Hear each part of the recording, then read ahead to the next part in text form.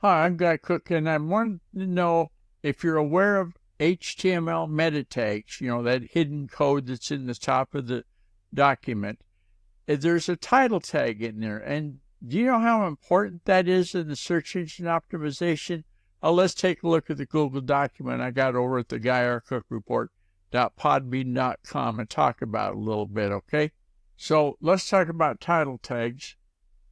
The title meta tag is important because search engines like Google, they're pretty smart, but they still rely on the title tag to know what the page is about.